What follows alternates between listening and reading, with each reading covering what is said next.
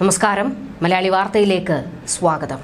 ഹമാസിന് ആവശ്യം യഹ്യ സിൻവറിന്റെ മൃതദേഹമാണ്. എന്നാൽ ആ മൃതദേഹം ഇപ്പോൾ ട്രംപിന്റെ കാൽച്ചുവട്ടിലാണ്. അത് ചവിട്ടി അരയ്ക്കും എന്നുള്ളതാണ് ട്രംപിന്റെ പ്രഖ്യാപനം.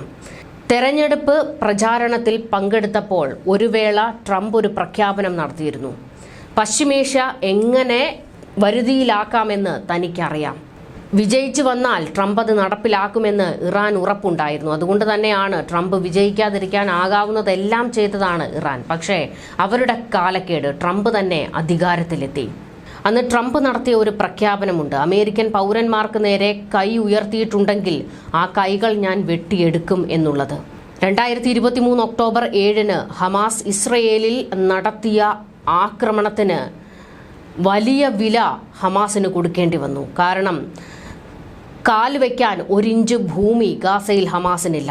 അതുപോലെ തന്നെ അവരുടെ ഹീറോ യഹ്യ സിൻവറിൻ്റെ ബോഡി ഇപ്പോൾ ട്രംപിൻ്റെ കൈകളിൽ എത്തിയിരിക്കുന്നു.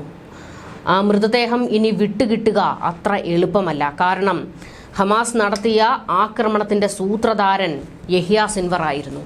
അമേരിക്കൻ പൗരന്മാരെ കൊലപ്പെടുത്തുകയും ബാക്കിയുള്ളവരെ ബന്ദികളാക്കി വെച്ച് വിലപേശുകയും ചെയ്ത ഹമാസിന് യഹ്യ സിൻവറിന് ഇതിലും വലിയ മറുപടി ഇനി കിട്ടാനില്ല. ടെല്ലവീവിൽ എവിടെയോ ഒരു മൂലയ്ക്ക് യഹ്യ സിൻവറിന്റെ മൃതദേഹം ഉണ്ട് എന്നതായിരുന്നു ഇതുവരെ ഹമാസിനുണ്ടായിരുന്ന ഒരു ആശ്വാസം. ബെഞ്ചമിൻ നെതന്യാഹു ആ മൃതദേഹം എപ്പോഴെങ്കിലും വിട്ടുകൊടുക്കും എന്നുള്ള ഒരു ആത്മവിശ്വാസമുണ്ടായിരുന്നു. കാരണം ബന്ദികൾ ഇപ്പോഴും ബാക്കിയുണ്ടല്ലോ. എന്നാൽ ഇപ്പോൾ ഗാസ മുഴുവനായും ട്രംപ് ഏറ്റെടുക്കുകയാണ്. ഈ അവസരത്തിൽ യഹ്യ സിൻവറിന്റെ ബോഡി ഇനി കണി കാണാൻ പോലും ഹമാസിന് കിട്ടില്ല. കാരണം ഒരു വീരപരിവേഷം കൊടുത്ത് ഗാസയിൽ അടക്കം ചെയ്യാൻ യഹ്യ സിൻവറിന്റെ ബോഡി വിട്ടുകൊടുക്കാൻ ട്രംപ് തയ്യാറാകില്ല. ഹമാസ് പോരാളികളുടെ ഊർജവും ആവേശവും എല്ലാം അങ്ങുയരാൻ യഹ്യ സിൻവറിന്റെ മൃതദേഹം ഗാസയിലെത്തണം. ഗാസയുടെ മണ്ണിൽ അലിഞ്ഞു ചേരണം. യഹ്യ സിൻവറിന്റെ ഏറ്റവും വലിയ ആവശ്യവും ആഗ്രഹവുമായിരുന്നു താൻ ഗാസയിൽ തൻ്റെ മൃതദേഹം അടക്കം ചെയ്യണം എന്നുള്ളത്. എന്നാൽ ട്രംപ് അധികാരത്തിലിരിക്കുന്ന കാലത്തോളം അത് നടക്കുമെന്ന് തോന്നുന്നില്ല. ഇതിലും വലിയ എന്തടിയാണ് ഇനി ഹമാസിന് കിട്ടാനിരിക്കുന്നത്?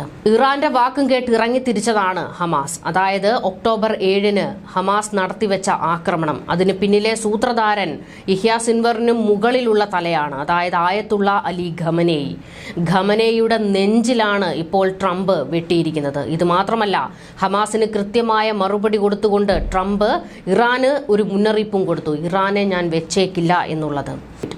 ഗാസയിൽ എന്തൊക്കെയോ കണക്ക് കൂട്ടുകയാണ് ഡൊണാൾഡ് ട്രംപ്. അതിൻ്റെ ആദ്യപടിയാണ് ഗാസ ഏറ്റെടുക്കുന്നു എന്നുള്ള ഡൊണാൾഡ് ട്രംപിൻ്റെ പ്രഖ്യാപനം. ഇത് ചരിത്രം തിരുത്തി കുറിക്കും എന്നാണ് ഇസ്രയേൽ പ്രധാനമന്ത്രി ബെഞ്ചമിൻ നെതന്യാഹു വ്യക്തമാക്കിയത്. വൈറ്റ് ഹൗസിൽ നടന്ന കൂടിക്കാഴ്ചയ്ക്ക് ശേഷം ട്രംപും നെതന്യാഹുവും സംയുക്തമായി നടത്തിയ വാർത്താ സമ്മേളനത്തിലാണ് നെതന്യാഹു ട്രംപിന്റെ പ്രഖ്യാപനത്തെ സ്വാഗതം ചെയ്തത്. ഇസ്രയേലിന് ഇതുവരെ ലഭിച്ചിട്ടുള്ളതിൽ വെച്ച് ഏറ്റവും നല്ല സുഹൃത്താണ് ട്രംപെന്നും എല്ലാവരും ശ്രദ്ധ നൽകേണ്ട ഒരു ആശയമാണ് ട്രംപ് മുന്നോട്ട് വെച്ചിരിക്കുന്നത് എന്നുമാണ് നെതന്യാഹു പറഞ്ഞത്. ഗാസ പിടിച്ചെടുക്കാമെന്ന വ്യാമോഹം ഇസ്രയേലിന്റെ വെറും പാഴ്ക്കിനാവാണ് എന്നായിരുന്നു ഹമാസ് വെല്ലുവിളിച്ചത്. എന്നാൽ ഇന്നിപ്പോൾ അവർക്ക് കാൽച്ചുവട്ടിലെ മണ്ണൊലിച്ചു പോയിരിക്കുന്നു. ചുവടുറപ്പിക്കാൻ 1 ഇഞ്ച് ഭൂമിയില്ല.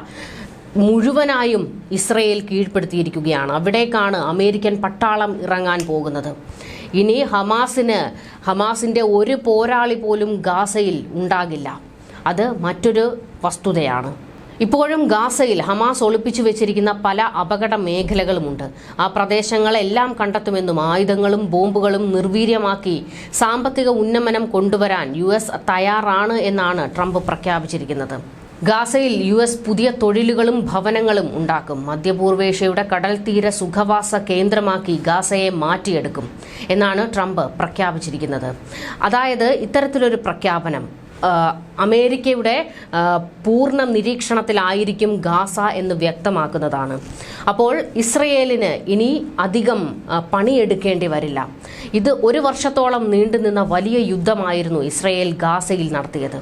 ആ ഭൂമി അമേരിക്കയുടെ സൈന്യത്തിൻ്റെ പക്കൽ സുരക്ഷിതമാക്കാനുള്ള എല്ലാ നീക്കങ്ങളും ഇസ്രയേൽ നടത്തിക്കഴിഞ്ഞിട്ടുണ്ട്. ഇനി അവിടം ഒരു സുഖവാസ കേന്ദ്രമാക്കി മാറ്റാനുള്ള എല്ലാ നീക്കങ്ങളും ട്രംപിന്റെ ഭാഗത്തു നിന്ന് ഉണ്ടാകാൻ പോകും.